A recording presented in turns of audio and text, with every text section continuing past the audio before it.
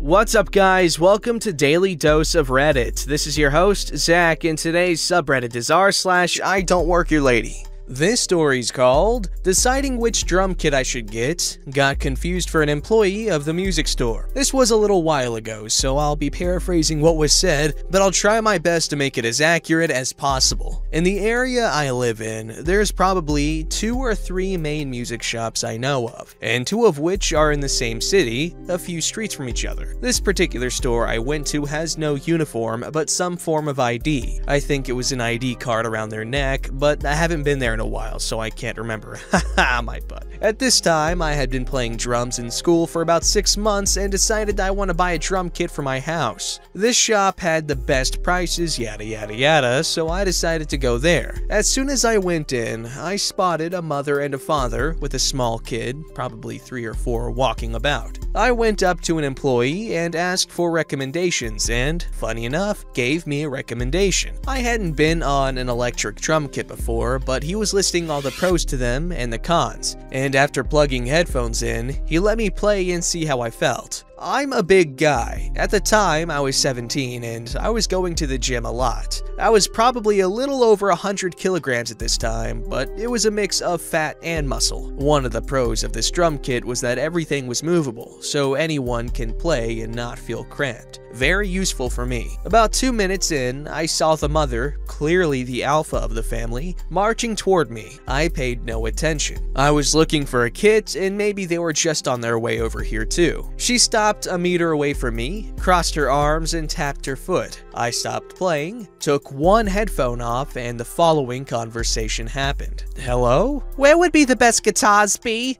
I'm not actually sure. You don't know? How would an employee not know? I don't work here. She seemed unfazed by this info. Get me your manager, now. This is unacceptable behavior and a bad way of treating a customer. I just stared at her, almost dumbfounded at how she mistakes me for an employee. Sure, they had no uniform, but I wasn't wearing anything to ID myself as an employee. I'm pretty sure the dad knew I wasn't an employee, but was too afraid to even challenge his alpha. I should also point out, I look much older than I am. I am also rather hairy and have a badly kept beard. I do not work here. Do not lie to me. I know you work here and I'll have you fired for this. I know the owner. I clearly displayed on my face my amusement. I started smiling, trying to control my laughter. Big mistake. She starts screeching at the top of her lungs, shouting and pointing at me, shouting about how I'm done and that I'm a bad employee. Actual employees came to calm the situation down a bit. I just sat back down and kept playing, and she kept shouting that I should be fired. She was eventually calmed down and taken to a separate part of the store. Now, I thought this is where it ends, that I had a funny story to tell my friends and a memory to laugh at, but no. I decided to not get this version of the drum kit, but get a more advanced, upgraded version which they didn't have in stock. The other store, a few streets away, did, so I quickly walked there, asked for assistance, and the same general process as before happened. I sat down, and as I was putting the headphones on, she walks in, demanding to see the guitar section, and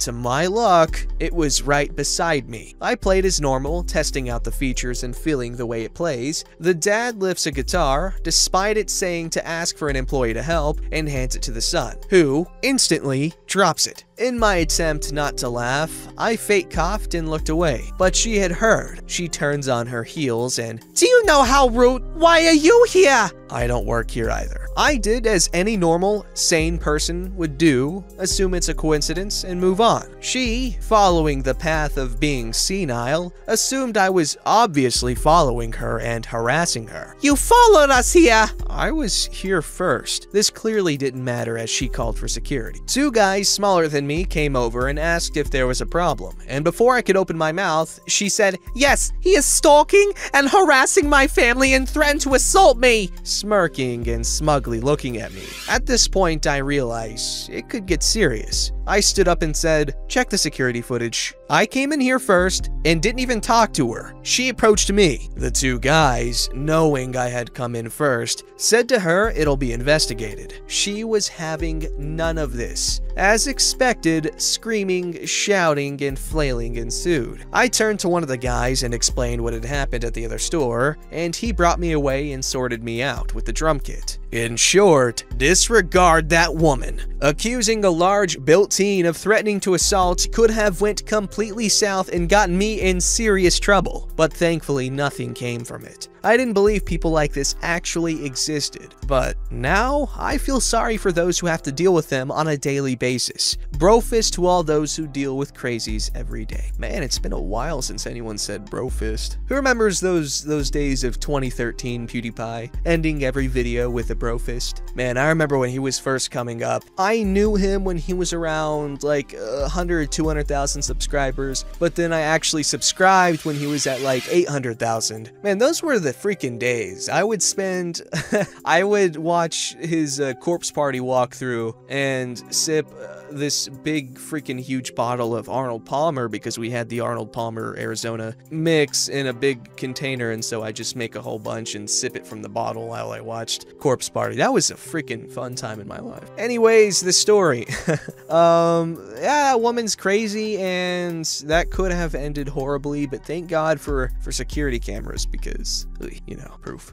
This story's called, "Lady, just because I have a giant ring of keys does not mean that I can let you into just anywhere." So this is one of my friend's stories, but he doesn't use Reddit, but I do have permission to post, so here we go. My friend, who we will call Robbie for this story, came down with a terrible chest infection, was almost coughing up a lung and all that. He got tested if you're worried about more serious things. His results came back with just a chest infection. From experience, I know these are not fun. You wake up with your nose all stuffed up, and no matter how much you blow your nose, unless you get antibiotics, it's not getting any better usually. So Robbie gets his prescription from the doctor, but it's late, 8 p.m. at night. Most pharmacies in the area are closed, so Robbie decides he'll go tomorrow before his shift at local store in our city. He works the opening shift, so he arrives early to unlock things for others. Naturally, he has a key ring to carry all his keys on, both the keys to unlock the doors at his job and the ones in his everyday life. House key, garage key, bike lock key, mailbox key, and 3 separate keys for his work. One for the front door, back door, and storage room. Robbie gets up early the next morning at 7 a.m. The pharmacy opens at 8 a.m. He has breakfast and arrives half an hour early because he likes being early, and sometimes it can take a bit of time to get a prescription filled. He sits in his car because it's cold. Winter in my country is hell. At 7:45, he gets out and goes to stand by the doors. This is when Karen appears. Here's the cast: Robbie, Karen, and pharmacy employee. Robbie's keys are hanging off one of the belt loops on his pants, so they are clearly visible for context. "Can you open the doors?" "What? No, sorry." "What do you mean no? It's cold." Robbie is confused as hell as to why this lady thinks he can open the pharmacy doors. "It's not open. You have to wait." "Why can't you open it? That's why you're here, isn't it? To open the store and work?" He realizes what's going on. "Lady, I don't work here. My keys won't work on the locks." "You're just being lazy, leaving everything to the last possible second, procrastinator, lazy-ass teen." Robbie is 23, not a teen, clearly. "My keys are not made for these locks. I do not work here, and I am not going to shove my key into them just to prove it to you. If you're this stupid, you might need to get your brain checked." "Give me the keys. I'll show you how easy it is. Come on." She shakes her hand at him, expecting him to give up the keys. For obvious reasons, like the company he actually works at, security, and the trouble he'd get in for the stolen keys, as well as security of his own property, even though it would be hard to find both of these with just keys. "No way, lady." "Then open the door and let me in." "I told you I can't. I don't work here, therefore I cannot unlock the door." He's coughing in between all this and sniffling. I was surprised the lady wasn't scared off by this in the first place.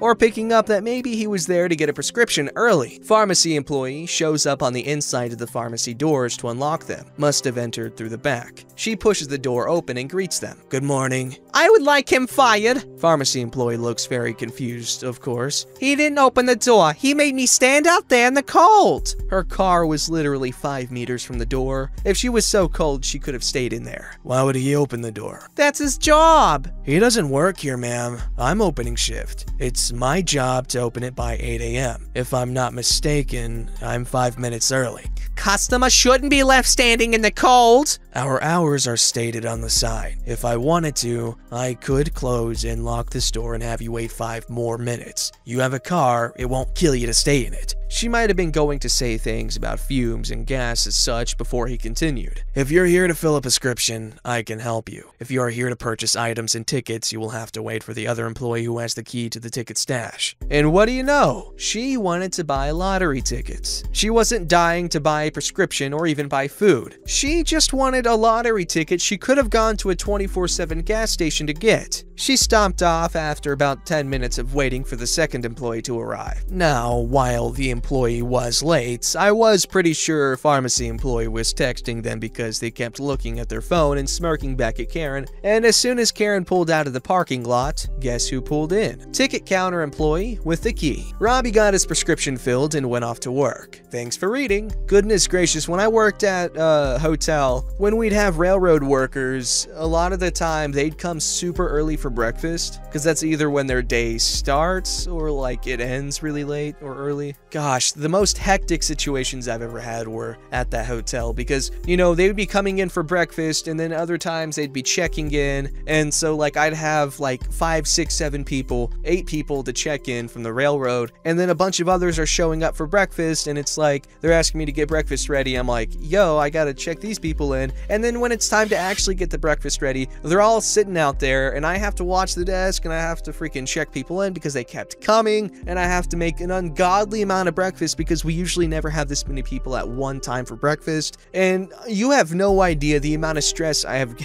Oh gosh, like we'd run out of eggs or bacon or sausage and they would never let us hear the end of it. They would just be like, oh, I'm paying so much money for this, and first of all, no, you're not. The company's paying for it, dude. And if you want to go to freaking $10 a night crap hole roach infested hotel, then go right ahead, buddy, because you're at a really nice hotel and I'm working my butt off to make you breakfast, and you're early, by the way, and you guys are freaking hopping down my throats like a freaking person that does that type of thing.